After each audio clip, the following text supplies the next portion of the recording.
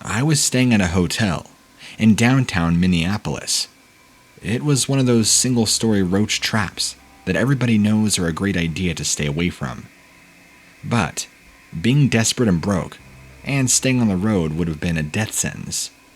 So, I got checked in, and nothing seemed to be out of the ordinary upon first look. I remember looking out my window, and looking right into the window of another nearby hotel. I thought it was kind of strange that two businesses like that would be literally back to back. But then again, it's not unusual to see two different pharmacies on the same block. One of them deliberately building close to the other in hope to rival the business.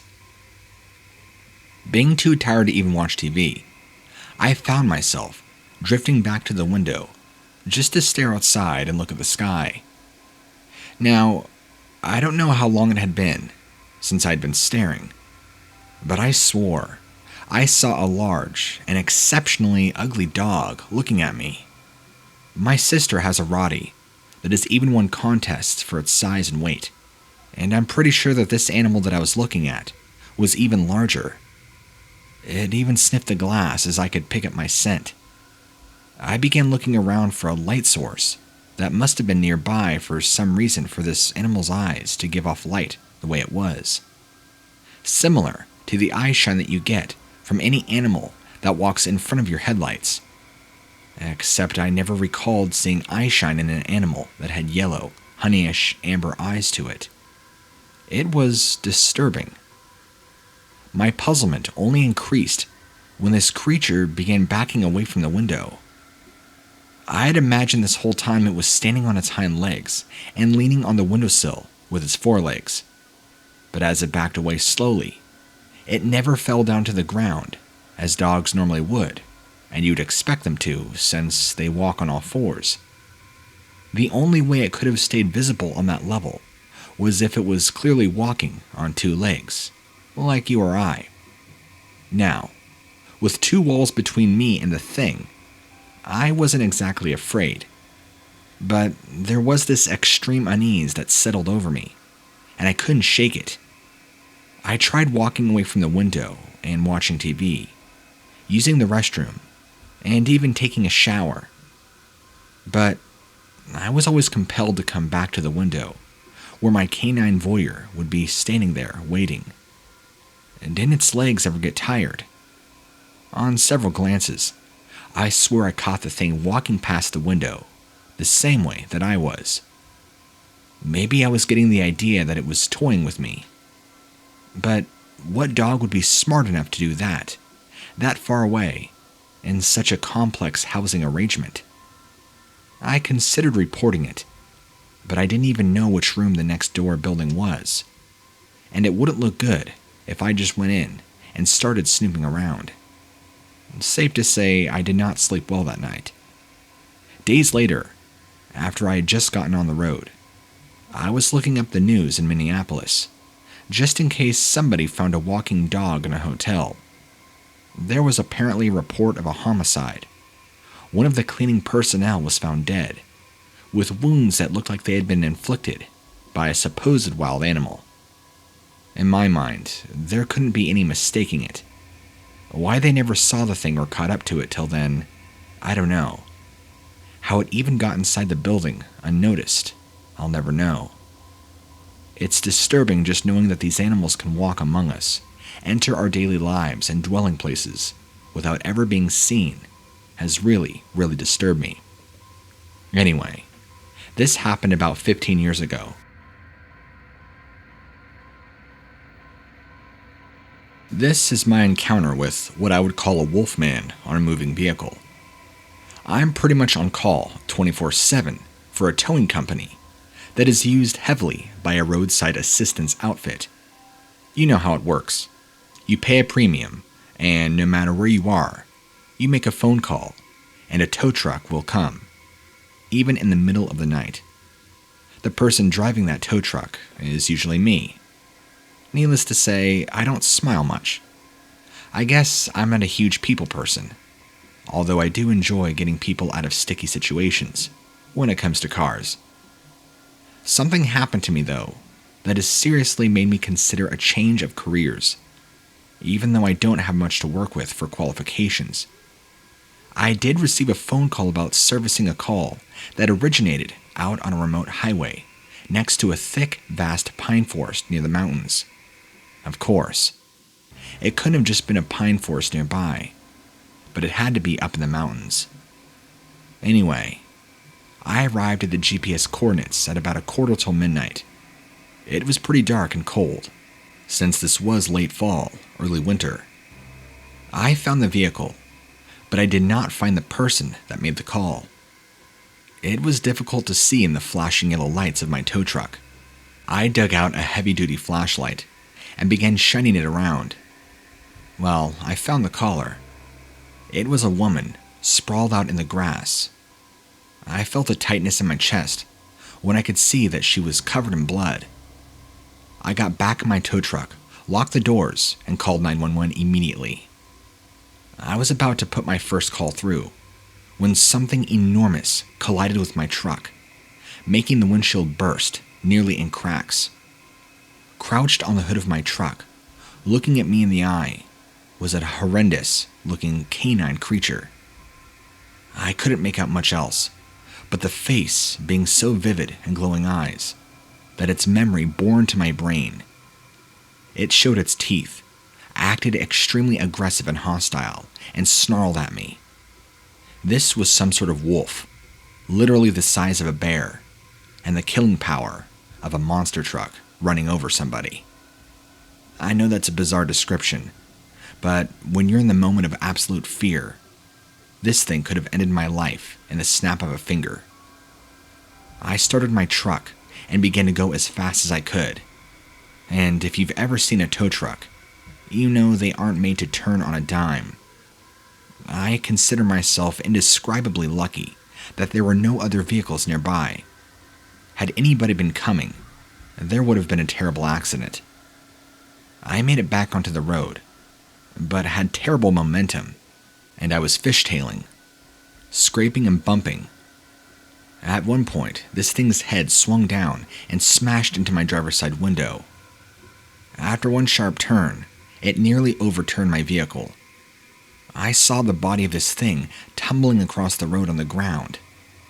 After that, I took a leave of absence for as long as I legally could without losing my job. You can imagine I was interrogated by the police. Well, maybe interrogation is the wrong word. Questioned up and down is perhaps the right terminology. I didn't dare tell my employer, though, what I saw, and I only told the police what little I can tell them without being written off as insane. The case didn't really seem to make it on the news, and was probably just written off as a wild animal attack, potentially eaten by a bear. This happened just this last fall and winter, and to be honest with you, it's been an exercise keeping in straight and not having panic attacks. I've had to be put on night calls again. I mean, with COVID, I have to pay the bills. So, I don't have much of a choice. I don't have very many great credentials, and finding another job that pays as well as this one would be very difficult. Again, in COVID times, it seems impossible. But it's something I know I have to do, unless I want to die. But I fear that I'll have to go out again in the night, to another call, deserted in the middle of nowhere, and face this horrible monstrosity.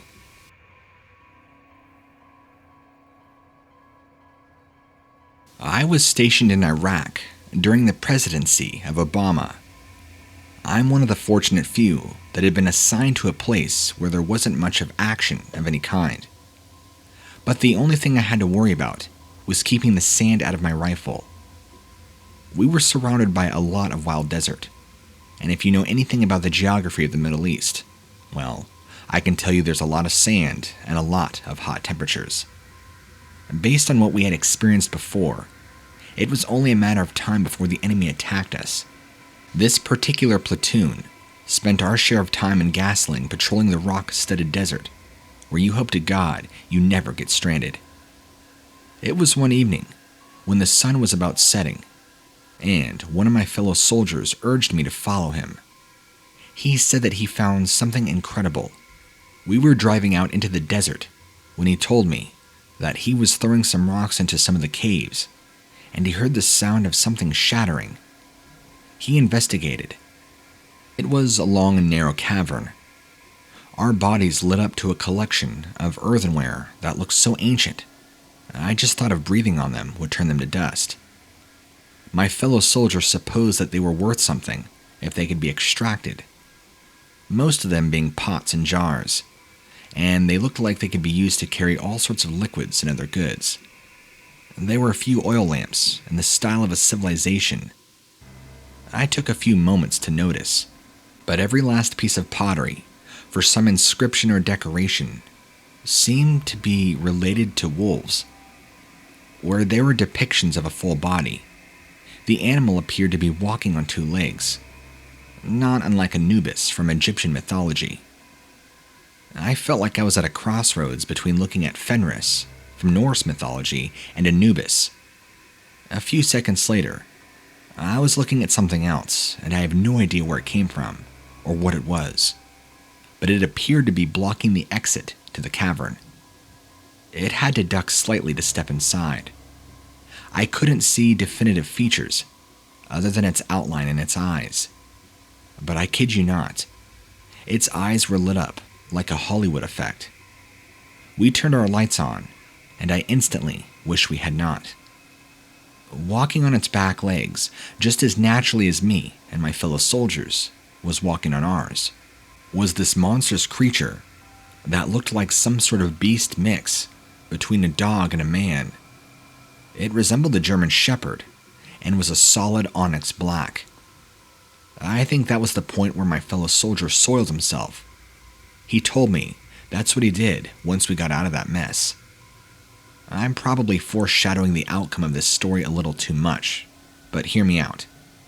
We might not have survived if it weren't for the fact that we were packing heavy firepower. You don't realize how much of a punch that these firearms pack. Think of it. A standard human body is torn apart like a pulpy tomato. This animal was actually staggering backwards for what felt like forever, when it was actually 5 seconds before it went down. Even after it hit the ground, it still appeared to be moving. I double-tapped the head to make sure that it wasn't going to give us any more trouble. We weren't sure what the bigger find was of the day. The cave, or the human half-monster dog thing. We dragged both back to base. We both figured that we were going to become some big figures.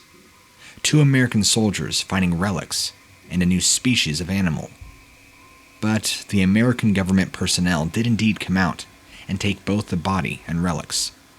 But nobody came for us. We kept a close eye on the news, and there was no report of any kind of the body we found. The world never found out about what happened, and nobody would give us an explanation why. Again, this all happened years ago, and unfortunately, since retiring from the military, I haven't exactly felt comfortable sharing this information. But if you think my story is a little far-fetched, well, let me tell you something else. I've had fellow soldiers who've also supposedly seen giants, just like described in the Bible, orange hair and everything. If you really don't know much about it, just simply research it. It's pretty crazy, but I will stand firmly with what me and my friends saw that day. Something I can never hope to describe or see in America.